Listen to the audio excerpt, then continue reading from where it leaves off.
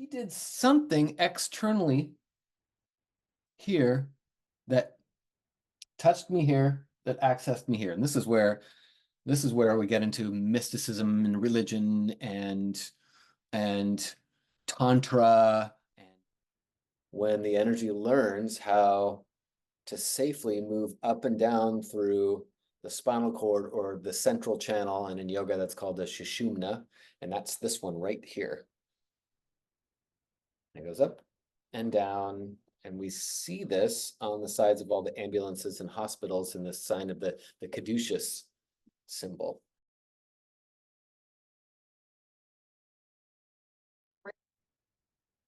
Hey y'all, Craig Walker here, Subtle Energy Mechanics. Welcome to my channel. Welcome back if you've been here before.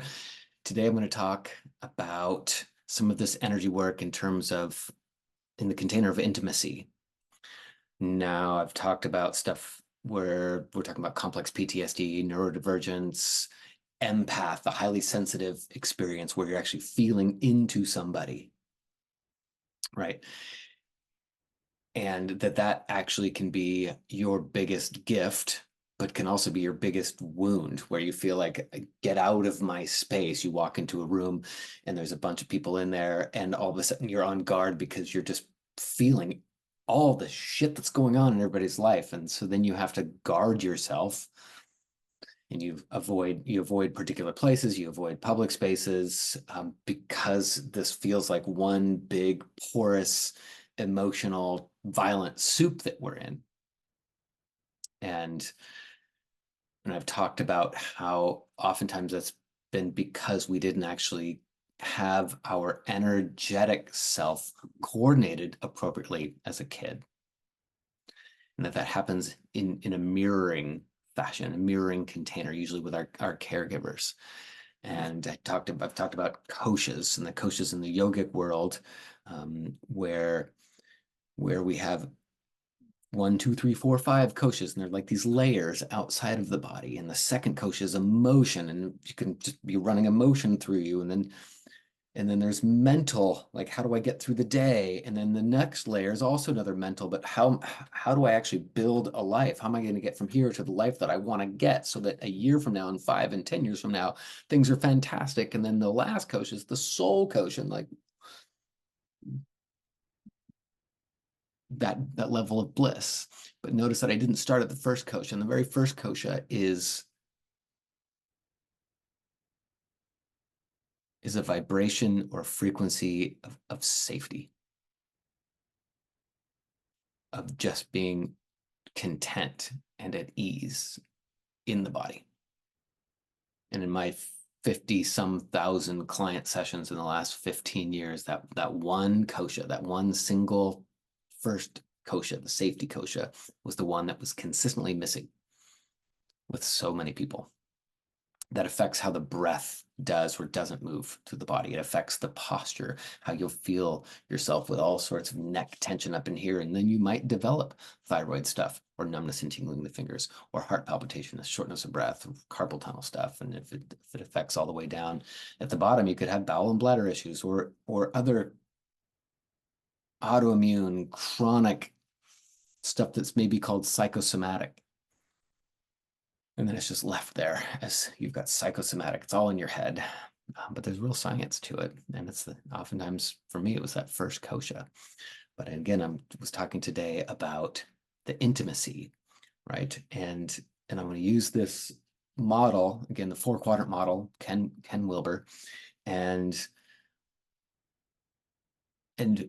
talking about seeing that there's a me component and a we component. And now this is you, or this is me, all 4 of these quadrants. When you look at what you are, you can't reduce it any further than these 4 quadrants. If you do, you have problems. You're going to have anxiety, you're going to have fear, you're going to have something is off, intuitively off. You're going to want to isolate, you're not doing well in your relationship, or there's something off with you and your partner. And it's usually because something's missing in here. You've over reduced it. And I'll go right to the end here. For so many years, my intimate relationships and the problems that I had were because I wasn't aware of this part, this we part, that there were actual specific mechanics and practices and experiences that addressed me as I internally experience myself empathically sharing an experience inside of somebody else and somebody else sharing an experience inside of me. And if that sounds weird to you, it's because you're maybe from the same culture that I am, is that we don't talk about this one as much. We talk about this one. And this one has an internal experience and an external, body, things that out here, the outer expression. This is my posture. This is what I look like. These are the medical tests that you can take and you can check, measure things, and that's all measurable from the outside. This is the inside, my feelings and sensations, the things that I keep to myself that you don't have access to. Right? These are all what's going on inside of me, and you have all the things going on inside of you. But strangely, there's also this we thing that is interesting conceptually. But until I felt it on, like, for the first time on somebody's actual chiropractic table, I think I've shared this experience before, but somebody was able to come up and basically barely touch me on the back of the neck. And then he walked off. And then he came back a couple minutes later and he touched me real lightly on the tailbone and he walked off. And by lightly, I mean like this lightly, like just enough to like dent my cheek.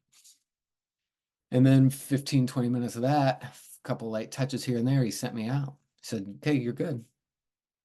And I didn't know what to make of that kind of nonsense because I was expecting something up here that would be over in here, that he would from his separate self, he would address my separate self externally in my posture and adjust something. But he didn't do anything. He barely touched me. So then, but this is the realm where I put that. It's like, I don't know what the heck happened. But then 15 minutes later, after I leave his office, I'm riding my bike downtown, going really fast, checking over my blind spots, where an hour before, was me looking over my blind spot because I'd had a real bad car wreck in the past. I couldn't turn my body. And so that's what I'm just used to. I was just used to that being my normal postural rotation, which would have been here, right? So now, an hour later, I'm riding my bike and my head flies in both directions. And I have no idea why it's happening, but it is nothing short of miraculous, but I have no idea why. And then in a couple of minutes later, I was like, well, I did just come from some dude's office that didn't do anything. But that doesn't make sense because he didn't do anything mechanical that would explain what's going on in my body right now. Because me being a guy, this does tie into your intimacy, because think about the intimacy, the stuff that I learned, we're learning in the culture right now. If you're thinking about sex, what do we have that we can bring? That's up in here. Harder, faster, now. Right? The guys talk about, I can go longer, I can go harder, I can go faster, all measured as me as a separate thing. Harder, faster, now. But now back to my bicycle moment where I was like, oh my gosh, something's moving. But he didn't do anything. Doing anything would be up here to me. He did something in here that then my head started moving that actually affected here and then affected here because I was feeling free. Because I ended up going home that night. I had the best night of sleep I'd had in about 8 years. So that's affecting me way in here. Right? So he did something externally here that touched me here, that accessed me here. And this is where we get into mysticism and religion and tantra and yoga and all the things that make guys that are engineers or architects or financial planners, guys that live in boxes like these, makes us uncomfortable because it gets into voodoo, gets us into like, I want to be boundaried. I don't like the idea of somebody being able to get around my boundaries inside of me. right? We're talking about the empathic experience, the highly sensitive experience, and we want to be safe. So how can we be safe and porous? How does that work? Right. So that's a big part of this experience. Like, how do we navigate toward freedom and love and connection and significance and knowing that we're safe? How do we get towards all of those things, especially in a relationship? So where the heck do I want to go now? So I'm talking about intimacy. So he, looking at that, the guy that worked with me, the chiropractor, he did something where it was actually, he did something that he came into with his consciousness somehow.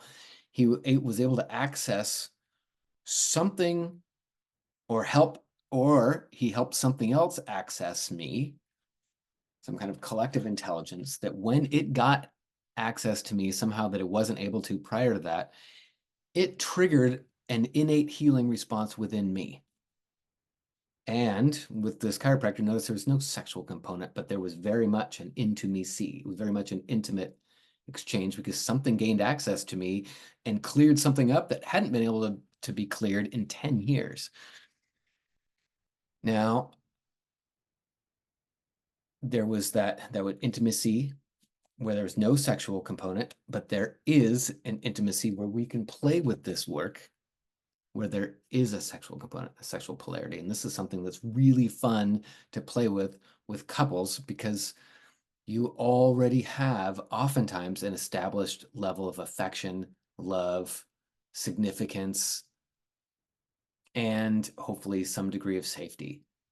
Where when you learn not to go harder, faster, stronger, now, but you learn some of the tools for this side of the realm of what you are as an individual and as a relational being, that this can actually start to answer many of the problems that come with your relationships when you're not addressing this. So those can be like erectile dysfunction, premature ejaculation, can be God, some couples that they can't even find ways to walk next to each other down the sidewalk when one person's just always up ahead or behind and you can't actually match your speeds together. There's no moving in flow state through the kitchen together.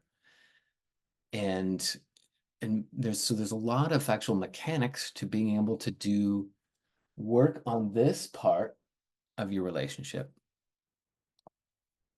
that, again, have nothing to do with harder, faster, now. This has to do with focus,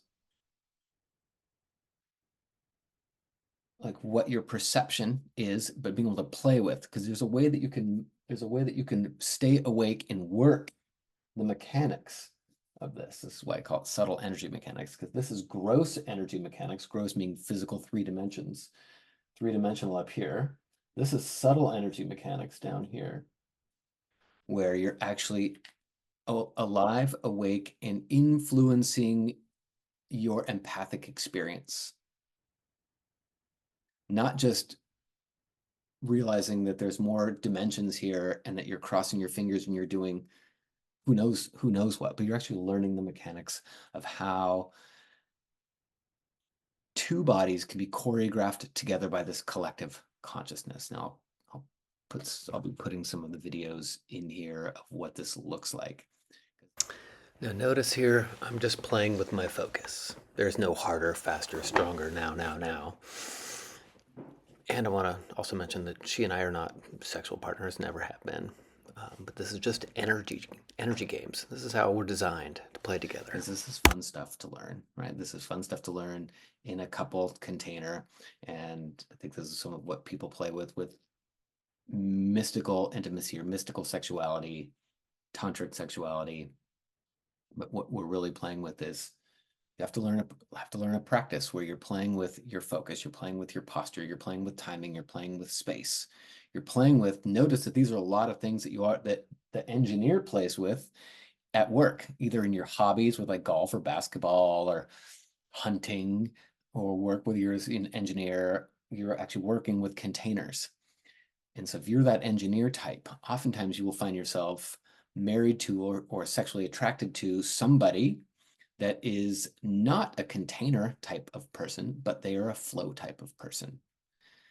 Healer, artist, hangs out with their friends and very, very relational, hangs out with their friends doing dancing sorts of things, but very much into flow and spatial feeling. Now, these two actually are great play partners when you're playing intimate games where you want to actually play, where you're merging your autonomic nervous systems. You're merging your autonomic, meaning your subconscious, which kind of from your brainstem down, so that your two spinal cords start to go together. And now when you are two separate beings up here and you're healthy, meaning you have your separate lives. You've worked through a lot of your traumas or are continuing to, because you have a support network and you have therapy and you know how to express your feelings. You know how to recognize when you're projecting your stuff on somebody else. And so you're a separate being. But then it's time to actually not leave this part behind, but you're coming as a whole being, looking how can we now establish a practice where we're actually coming together in a mystical or religious sense. One of you then plays complete emotional expression, while the other person plays complete container building and holding with their consciousness.